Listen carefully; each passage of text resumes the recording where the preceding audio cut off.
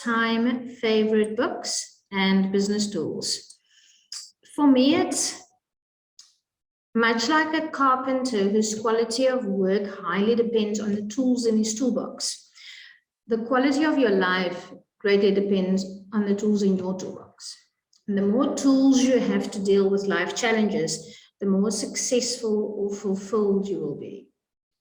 That's one of the reasons why we study further, so that we have more tools in our toolbox. Let me stop my video. So as far as tools for life goes, this one tool will set you free, in my opinion. When you learn how to have a crucial conversation, you will learn how to never give in to your fears and walk away from a problem again. This one tool will drastically increase your leadership skills. You're all immersed in the accumulation of vast amounts of technical knowledge at the moment, and I'm sure you've heard the argument made many times that it's important to complement your technical knowledge with leadership and interpersonal skills. And as I said earlier, it's unfortunately referred to as soft skills, whereas I think it's foundational skills. But let me tell you that in my past 20 years in the field, the most people I've been dealing with was with people with strong technical backgrounds, with CEOs and project leaders, finance managers, and the vast majority of people I work with who struggle to get things done in their organization has come to the conclusion that the limiting factor is not their technical knowledge. The limiting factor is to work through the human system. That inability is what makes or breaks your technical ability.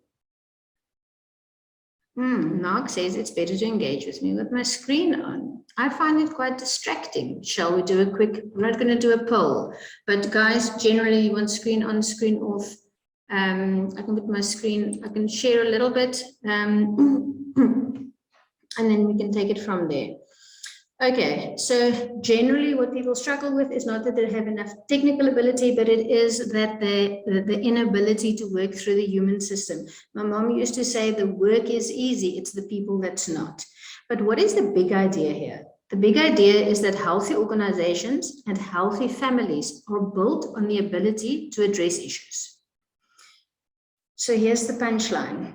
The fundamental leadership lesson that I'd like to share with you today is that the magnitude of the influence of your life, the health of your organization, be it business or personal, the strength of your relationships and the quality of your own life are fundamentally determined by your ability to address issues. And that's the punchline. Your ability to have difficult conversations will drive every single one of your achievement. So if quality of life and the health of your organization you are part of, work or personal, and the strength of your relationship seems like something you may be interested in, then this might be of use to you. So what is a difficult conversation? Let me just get my mouse right. What is an example of a difficult conversation? Talking to a co-worker who behaves offensively or makes suggestive comments. How do you have that conversation? Asking a colleague to repay a loan, or talking to your boss about her negative behavior, talking to your teenager about breaking curfew consistently or not doing homework or lying. Or how do you talk to a co-worker about not doing their job or getting their deliverables to you constantly? How do you, in the right way, ask a colleague to stop blind transferring, or talking to a team member, a spouse, or a friend who isn't keeping their promises? How do you confront a colleague about his or her food going off in the fridge, or talking with your boss about not getting an increase or a bonus? I used to have the person who taught me this said, some things in life you can wing. This isn't one of them. So talking to a co-worker or a friend or your mom about a personal hygiene issue. How do you do that? And these moments are going to happen. The problem isn't that the moment occurs. The problem is that we haven't learned how to address it. We haven't learned how to speak up. We have developed a culture of silence. If there's one thing that is going to affect anything you care about in your life, it's going to be how you handle these tricky moments. Someone explained to me once that the reason why we shy away, why we don't address the issue, is because we fear the loss of relationship. And that gave me pause. I value my relationship with you so much that I'm worried about damaging it and then choose to remain silent. There's an enormous cost of confronting others, and there's an enormous cost of walking away. So let's talk about crucial conversations. This is when it's the crucial conversation happens when the stakes are high, the emotions are high, and there are opposing opinions. Okay. So a crucial conversation stems primarily from disappointment. It's a broken promise. A crucial conversation is required when there's a missed commitment, a missed expectation, or some bad behavior. It all starts with, why didn't you do what you were supposed to do? And why didn't you behave the way you were supposed to behave? For instance, how do you confront an employee who is chronically late, or a colleague who bad mouths you behind your back? How would you typically handle, imagine this, your husband coming home with a tattoo, or a friend who keeps canceling their appointments, or your mom who forgets your kids' birthdays? How do you handle those things? You can see the same tools work in life and in work. We have clear expectations of other people, but the other person just doesn't live up to them. So we feel disappointed. So what do? Some choose violence and some choose silence, but there is a third option. And the option is to have a proper conversation, the type that will resolve the problem and enhance the relationship. So when faced with a problem, fear drives people to go silent. Yeah. And what's quite interesting is this is examples of silence. They drop hints, or they change the subject, or they withdraw from the interaction altogether. And others slip into violence. And violence looks like this. You cut people off, you overstate the argument, you attack the person's ideas, you employ harsh debating tactics, and eventually you resort to insult and threats. And so you can see you either resort to silence or to violence. So when a problem arises in the worst companies, people withdraw into silence. In your average company, people will say something, but only to authorities. And in the best companies, people will hold crucial conversations, face to face and in the moment, and they hold it well. And this, of course, takes skill. So we can look at a story to illustrate the danger of silence. When I know this is extreme, but bear with me, it's when polite leads to tragedy. It really happened. The co-pilot saw ice on the wing and kept on dropping hints. And dropping hints is silence. Ooh, see all that ice on the back there. And ooh, that doesn't seem right. Instead of saying, I don't think it's safe to take off. I think we're all about to die. He only hinted, thinking it's better to be polite. The real cause of the fatal accident wasn't just the ice on the wing. It was that the co-pilot didn't have a method of confronting the pilot in a way that was direct and respectful. They say the Challenger blew up because of the O-ring that it couldn't handle the drop in temperature, but the engineers knew this long before takeoff. So why didn't they say anything? The same thing happened with the space shuttle Columbia that exploded. It wasn't the O-ring, but what they did find is the engineers at NASA were so repressed that they feared to bring up any safety concerns. Can you imagine that? They wouldn't be fired, but their job assignments would change. So how do you hold a crucial conversation that, if not handled well, could ruin your career? If you learn, my favorite saying, if you learn how to do a crucial conversation, you'll never have to give into your fear and walk away from a problem again. So let's kick off and see how to have a crucial conversation.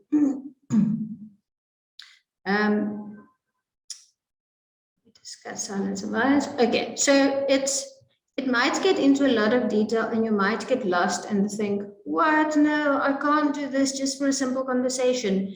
But it is just a method, and the more you do it, the faster it will get. It's sometimes just a method to find the right 3 sentences. Okay, so there's the what do you do before the conversation, what do you do during the conversation, and what do you do after the conversation. So let's look at what you do before the conversation. I'm going to start with first master your story. Mastering my story is about the backstory, and it is me making up the backstory. So a promise is broken. So a teenager arrives home an hour late after a first date, and you make up an ugly story without having all the facts. You charge in half informed and half cocked, and you start screaming at her. Or the software the new software isn't working, and you tell yourself the testers didn't run the final test because they just don't like doing them. In fact, they live in their own little world and they don't care about others. And then comes the feeling of anger followed by a fierce attack. So here's what happened. We see someone do something and we tell ourselves a story about why he or she did it, which leads to a feeling, which leads to our own reaction. If we see a problem, we tell ourselves an ugly story and then charge in with an accusation. The other person, when we do that, the other person is definitely going to feel disrespected. If we find others guilty in our heads and do our best to hide it, the verdict will still show on our faces. So we set the tone for the interaction long before we actually have the interaction. You haven't even had the conversation yet, but you've already lost because you've already found the person guilty in your mind. What you need to do for real is show others respect by giving them the benefit of the doubt. Learn to get your head right before you open your mouth. Sounds very leadershipy. Get your head right before you open your mouth. Work on your own thoughts and your feelings and the story.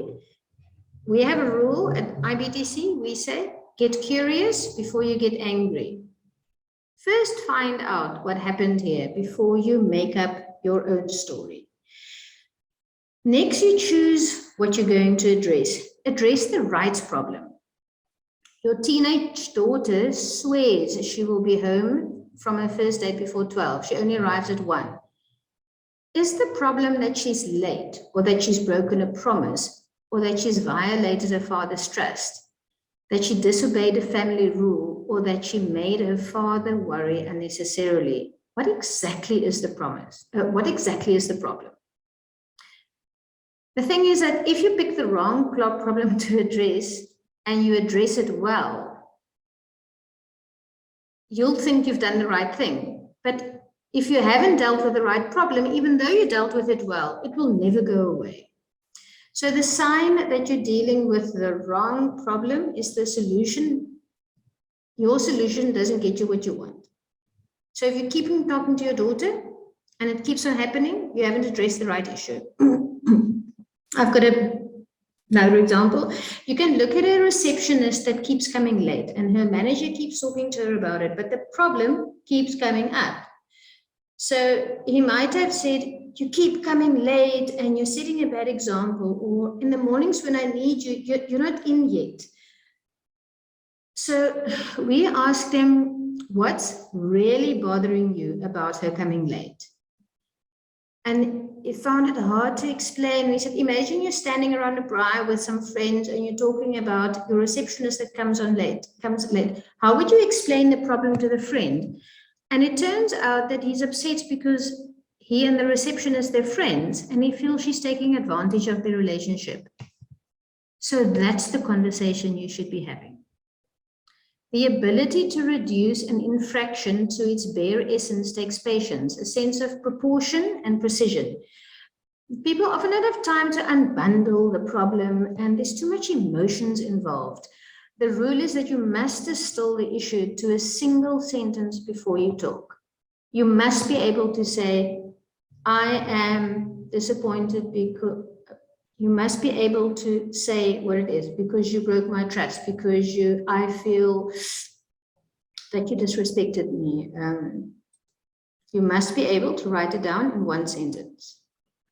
Okay, I just quickly want to go back to the problem with silence. Because it's a particular problem in South Africa, probably everywhere else as well, but I find it a problem here.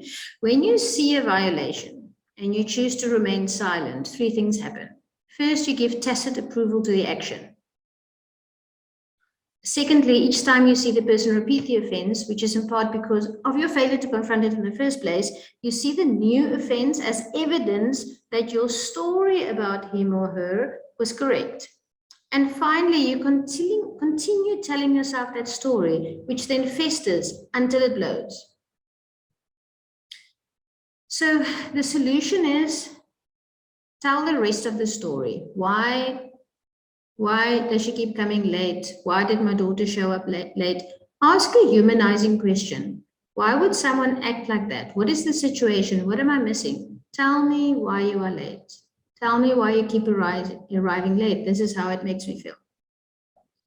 Become curious about the backstory, about the causes. Become curious instead of hurt or boiling mad.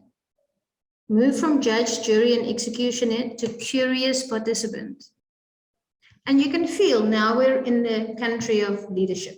Now it takes emotional intelligence to let your emotions subside and your brain take over and you think, oh, wait a bit, let me get curious first. Okay. So you have distilled it to a single sentence. You gave it some thought and you feel you're addressing the right problem. You haven't found them guilty yet and you want to be curious instead of judging. You've got your mind right. Now what? It's true that a person's behavior in the first few seconds of the interaction set the tone for everything that follows. You have no more than one sentence or two to set the climate. It's called the hazardous half minute. So I call somebody in.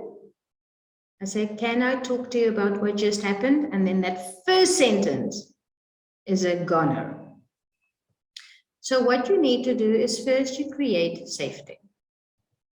You want the person to feel safe because you don't want the person to get defensive or shut you out.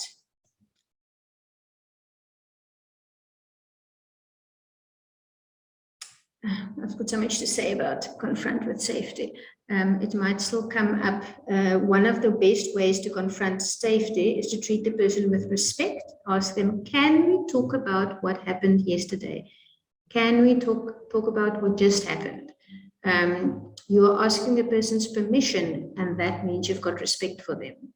Then you set a common goal. We both want this team to work really well.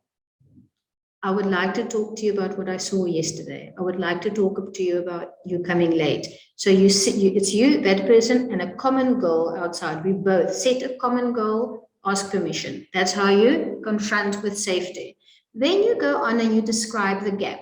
You don't say, I saw you disrespected me. You just say, I saw you cut me off. It looked like you cut me off every time I wanted to speak. Explain what happened. You arrived an hour late. Not you were so disrespectful and you charged up here and you've got no respect for me or your mom. What happened exactly? Just the facts. Then you diagnose, and that's where the magic happens and where we bring it all together. When we diagnose, we say, it's just one of two things. There's just one of two reasons why people do it. It's either motivation or ability. They're either not able, she wasn't able to be on time, or she wasn't motivated enough to be on time.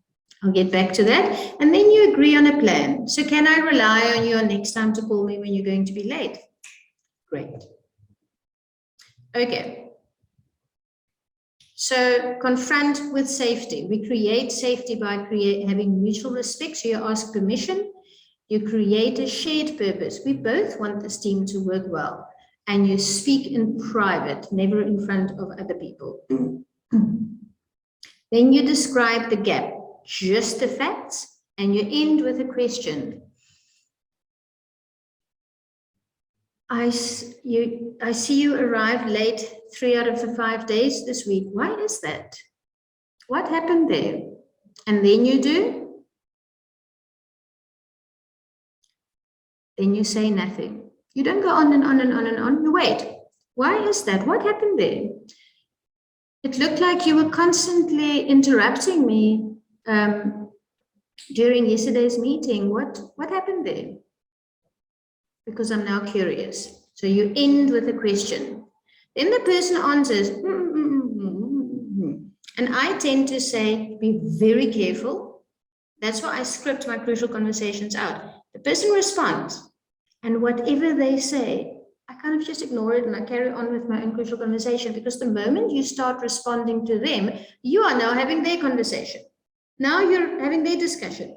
But if they wanted to have that discussion, they should have called you in for a crucial conversation. You want your discussion, so be careful not to be pulled in. Now the person might have said, but it's because you don't want to buy me a car, and I'm also, or because I don't have that parking, you know, that parking is so very far, and then I'm often mugged, or if I arrive early, then that guy hasn't left yet, so I don't, and that's why I'm always late. Now you try and work out. Okay, thanks for that. Was it motivation? The secretary didn't want to come be on time, or was it ability? So if she says, well, I had to arrive a little bit late because the guy who's in my parking bay only leaves at 9, so I can only come at 9:10, then it is ability. I'm physically not able to be here at 9. So then I can solve that problem and make her able. Maybe give her another parking spot. Is it motivation? Then I will show you how to deal with motivation. I also have what do you call it? Like a spider diagram. How do you go through all the steps, which I can send in the end if you're interested. Let me see, where am I? I'm getting myself a little bit lost. Where am I? Okay, so I want to go back to safety. I have now, okay, confront with safety. What do you do when safety is at risk? So you're having this conversation and you're feeling, oh, I'm losing it. This person is getting angry, or they're not feeling safe and also getting their back up. Use contrasting to restore mutual respect. Here's how it works. Before you start the conversation, anticipate how the other person might assume the worst. How might they feel? Say you don't mean that, and then say what you do mean. So this is how it works. Your daughter might say, you don't trust me. Is it you don't trust me? I'm here arriving at 1, but we're so on my back. Is it because you don't trust me? So you start by saying, can I talk to you about what happened last night? It's not that I don't trust you. It is just that I wasn't worried about you. I love that. It is just. Can we talk about how you made that decision in yesterday's meeting? The person might respond, oh, are you unhappy with my work? So you can say, it's not that I'm unhappy with your work. It is just that I want to talk about how we came to that decision. Overall, I'm very satisfied. I just want to talk about how we made that decision together. Can we talk about you can't say, can I talk about the tiff we had yesterday? Can I talk about what happened in yesterday's meeting? I felt a little bit attacked. You can always say, I felt. Nobody can argue that you felt something. I felt a bit attacked. I'm not saying it was wrong of you to disagree with me. We need to hear everybody's point of view. It's just that I think the team heard your tone and words as attacking. It's just that. Can I talk to you about what happened? I am not saying it's just that. Okay. Ask permission, can I talk to you? And then you do the contrasting, and then you say what you don't mean, and then you say what you do mean. If you suspect the other person is going to feel offended or defensive, prepare the ground by explaining what you don't and do mean. Okay. Let's go back here. Just the facts. Describe what happened. For example, you cut the person off mid-sentence versus you were rude. I saw you cut that person off. As a person, you were rude in yesterday's meeting. Saying the fact is you spoke so quietly it was hard to hear you. Versus, I can see that you're afraid. I can see you were very nervous. No, I just spoke quietly. Tell them what you actually heard and saw. Versus, oh, he's so arrogant, or she's unreliable, oh, their team is selfish. You can say, you arrived an hour after curfew, versus, you don't worry about how I feel. Okay, gathering the facts is the homework required for crucial conversations.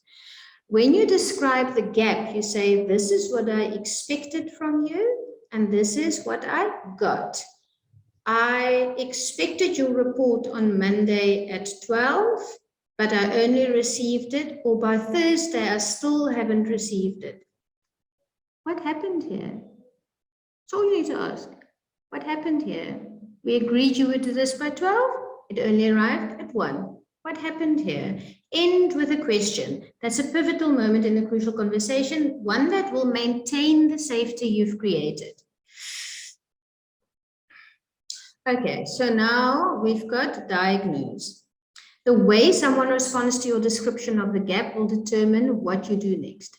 You now diagnose the underlying cause of the problem. Is it a matter of motivation or ability or both? Check if it's motivation. Is there something personally, socially, or externally that is draining their motivation? Or check for ability. I thought you were going to strap those boxes, or I thought you were going to be on time, but they weren't able to because they actually didn't have strapping things to strap with, or they didn't have transport.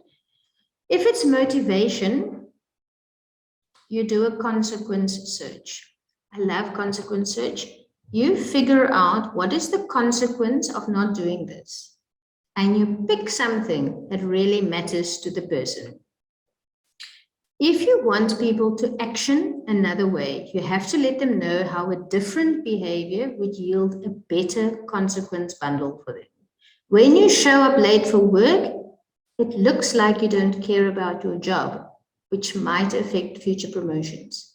That's what you say to the person who's ambitious and wants future promotions. What do you say to the person who wants everybody to like them? You say, when you show up late for work, it looks like you don't care that your team has to fill in for you and you're giving the rest of the team more work. When you take so much sick leave, it looks like you don't care about your teammates who have to pick up your slack. So here's what motivation comes down to. You change the other's view of the consequence and their behavior will follow. Not all consequences matter to everyone. Example, when you do A, it bothers B. I don't care about B. But when you do this, then C happens. That's okay. Okay, but that gives me more work. Whatever. And it makes you look like you don't care. Oh, I didn't realize that. Okay, so explore natural consequences. When you cut Jimmy off mid-sentence, it hurts his feelings. Oh, great, I didn't like Jimmy anyway. Okay, that's because not everybody is motivated by the same consequences. So find out what someone cares about the most. Some is about how others perceive them, others are pride, others are want to be seen as driven or ambitious, others want to be seen as, I want to be seen as snazzy and rich. Others worry about their reputation, and that will be your point of greatest leverage. For somebody worried about their reputation or status, you say, when you do this and that, I'm worried that your reputation is going to be hurt if we can't solve it. If you keep on showing up late, it's going to hurt your reputation. If you keep on interrupting in meetings, it's going to hurt your reputation as a team player. When you keep on doing this, it's going to wreck your reputation. For someone who likes to be liked or values relationship or the benefit that a relationship can bring, you say, I know this and that bothers you, but I believe that your relationship with them will be at risk if you can't learn to let some of the smaller things go. So you say, if you do this, then your relationship is at risk. You are not complying. Here is what your failure to comply is doing to other employees, to the customers, to the shareholders, to the boss, and so forth. Somebody who cares about the team, it's starting to look like you don't care about the team's results. For someone who wants to grow, when you fail to complete your action minutes every week on time, you're always late. You're the one person who never have your action minutes complete. we will start giving you less relevant assignments to protect ourselves and you from failure. Ooh, okay, you're going to start cutting me out. Now I care. Help others to see the consequences they didn't realize existed. It will help with motivation when people understand why it's worth doing so. Sometimes motivation comes down to different priorities. So maybe someone has forgotten to do what they were supposed to do. It's what they say, what you need to do for hardworking, reliable individuals who's breaking, when there's a broken, when something happens, reminding them of the priorities is the tactic you use for hardworking, reliable individuals who are caught in a priority battle. People know what they must do, but they choose to do something else because they think something else is of higher priority. A big warning, avoid using power, charisma, or perks. I love this one. Somebody told us, don't use commission, or in spite of the fact that I have a competition where I'm bribing you with 1,000 Rand, they say you don't do that because you take away the legitimacy of doing the actions. But and avoid power. If you do that again, you're going to be fired. If you do that again, you're going to be grounded. You're using power. There's a cost to using force. Every time we compel people to bend to our will, it creates a lonely work environment. Gone is mutual respect and the camaraderie that we engendered. Be careful with perks. It takes the attention away from the legitimate reason to do something. Hearts and minds change through expanded understanding and new realization. Oh, I didn't know if I do that, then it makes me look like this or that. Okay, then finally, you agree on a plan. Let's assume you've been able to make it motivating. You jointly discuss the consequences and the other person has agreed to comply.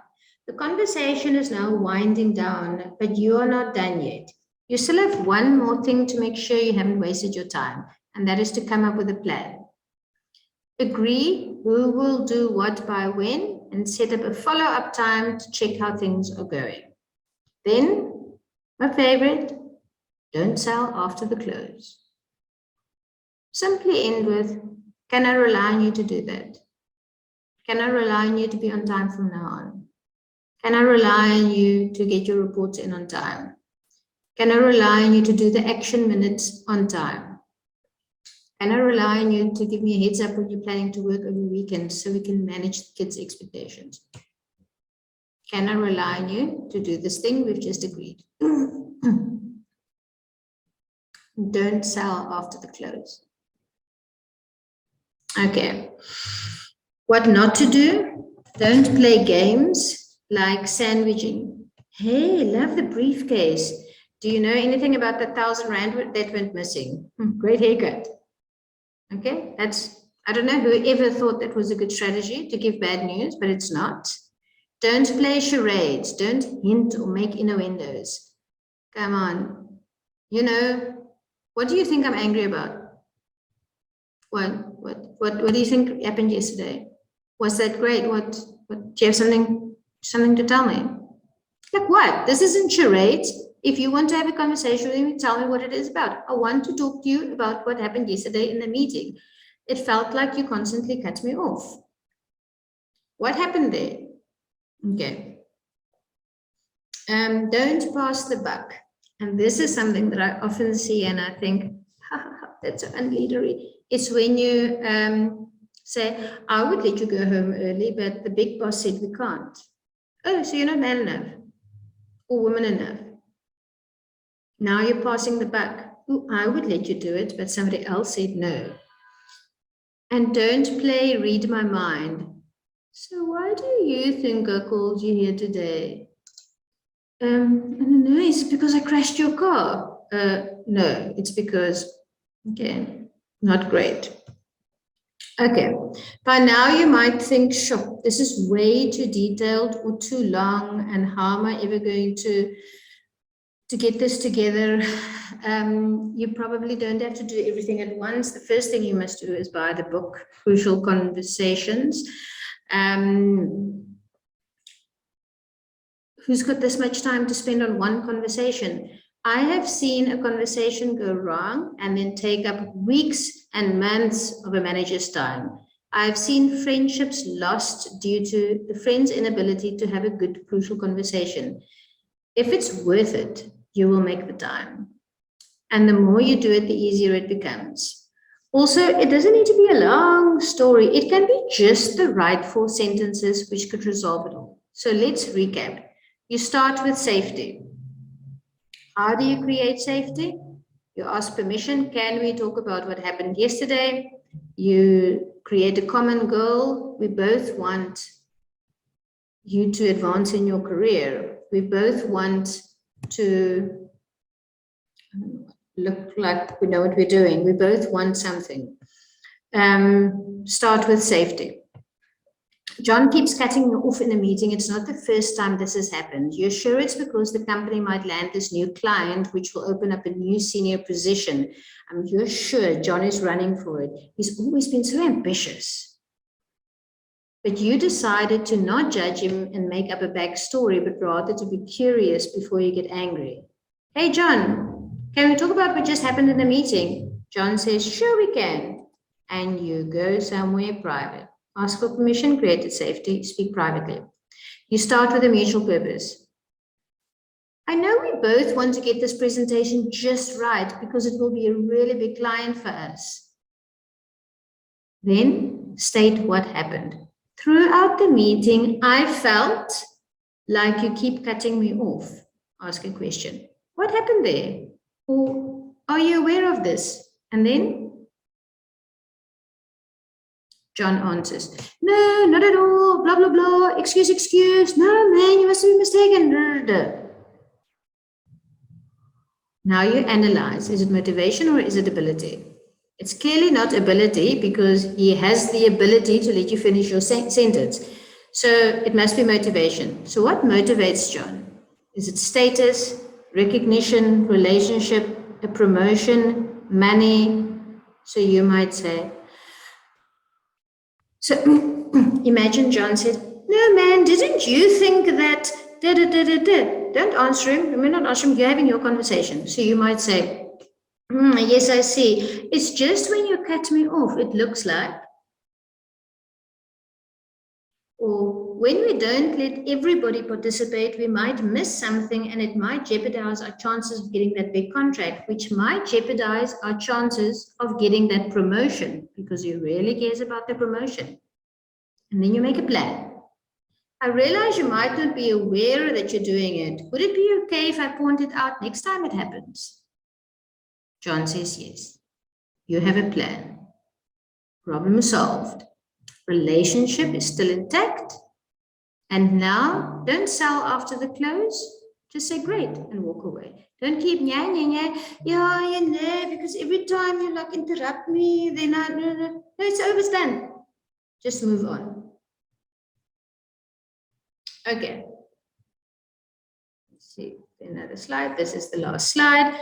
So to recap, in my life, I've used the crucial conversation technique many, many times. When I don't use it, there's often relationship damage. And when I choose it, it's often a win-win. Sometimes it takes me a couple of hours to craft just the right 3 sentences to say, I'm just looking for the right 3 sentences, and I write it down and I take it in with me and I do a spider diagram and I just say my sentences because that is what I need.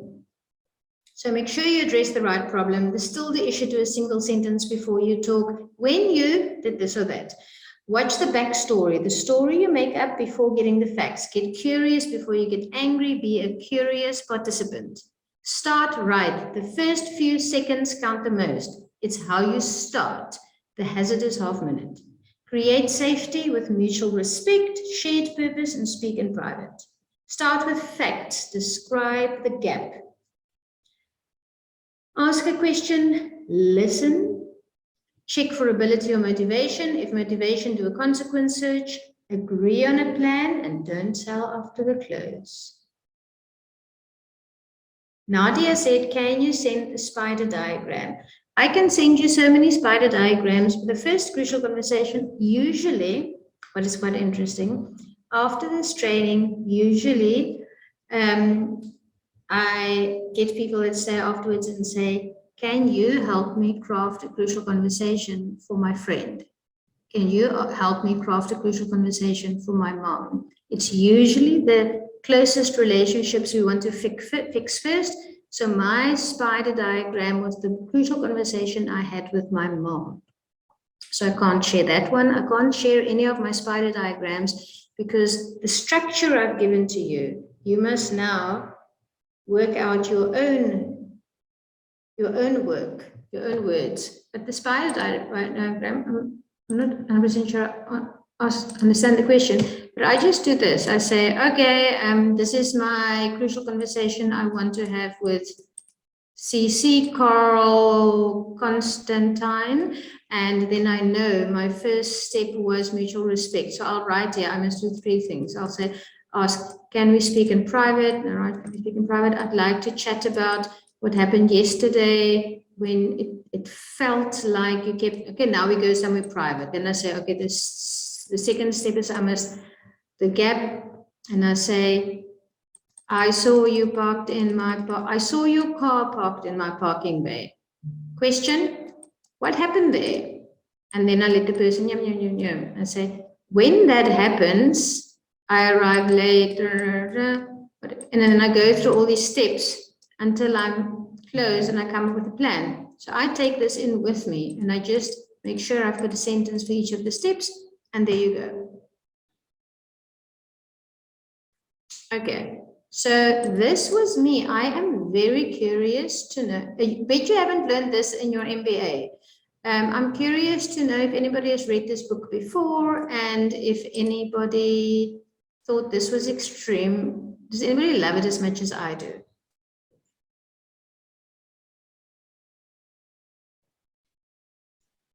Hi, Nikki. I've read the book.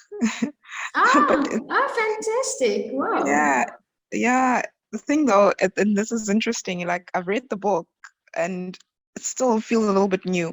And I think that for me, what stands out is it requires a lot of practice. And at least for myself, I see there's certain gaps in how I approach the conversation. There's some areas I'm really good at, and then there's areas where not so good.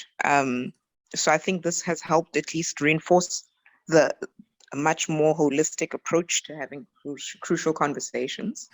But I also think that in some instances, and I don't know whether that's realistic or not, I have seen that just the improvement of some elements of being able to have conversations has also had some positive result. It's probably not the ideal result, but there is some positive positive to at least being able to start the conversation. It's easy to just not There's have some it, tools that help you a little bit, although you can't do the whole thing. I tell you, if my husband is very emotionally intelligent, he's just wise. And when I'm angry with him and I start screaming, or not screaming, but when I'm not angry, I have an emotional, I can see he's not listening. But when I go sit and I write it down and I ask him, can we talk about what happened the other night? He's immediately switched on because he can sense I went to the trouble of thinking about it and I want to address it like a grown-up, and then the whole conversation is different. So I can actually send you this. I don't know to what extent you can see it, but because English isn't my first language, I need sentences like this. I need to say, it's just that, what? I don't want you to think I'm unhappy with your efforts. It's just that. So I did this myself, and I wrote these little things. So I said, let me just see. So it works like this. There's a broken promise. Something happened. I need to do 3 things. One is I'm going to go to gap area. Then I'm going to get a response where luckily I don't have to do anything. And then I'm going to diagnose and close. So when I get to describe the gap, I say, okay, I must first create safety. That's my first thing I do. And I must have mutual respect. Nikki said I must have mutual respect. Let's see.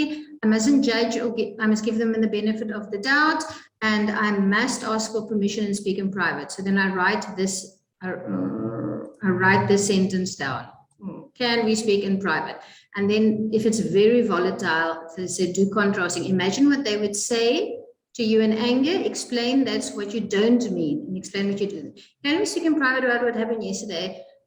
About you not doing your report. It's not that I think you're lazy. It's just that I thought we had agreed that you would send it to me on time. Okay, there's one sentence.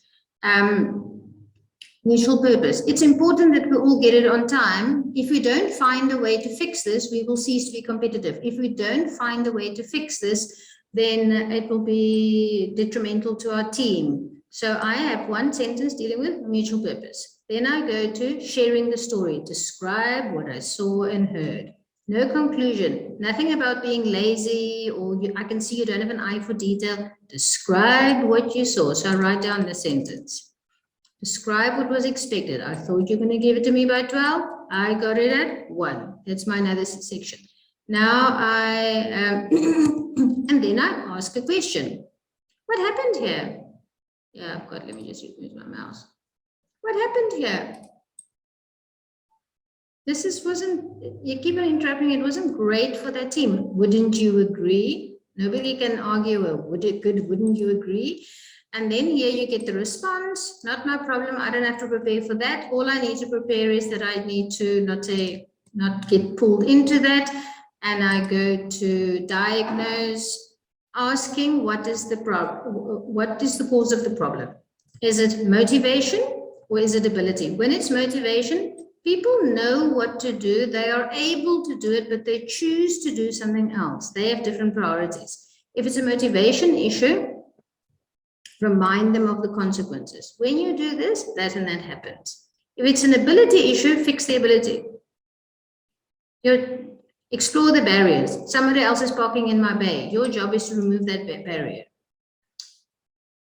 Invite them to come up with a solution. Okay, here's some nice stuff I just want to share. I can send this to everybody, and you're welcome to share it out. Don't make a motivational speech. It's when people like us, when we are called upon for greatness, that we need to show the way and lead them to the light and be on time for things so that we can avoid motivational speeches. Don't pull all your big ideas. Oh, you know what we can do? We can, why don't we switch this parking base right? Invite them to solve the problem. Never use your power. It breaks mutual trust. And don't use perks and don't make threats. If you do this again, there's going to be consequences, little lady. No, go the other route.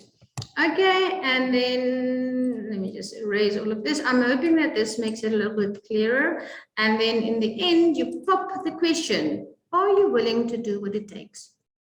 Can I count on you for this? And don't sell after the close. So I just want to point out two things here that is super important. Where can I go here? Where your questions lie. You talk, da. Then you did this and that and that. Then you ask a question, isn't it? Then you go, la-di-da-di-da-di-da, and you ask ask a question.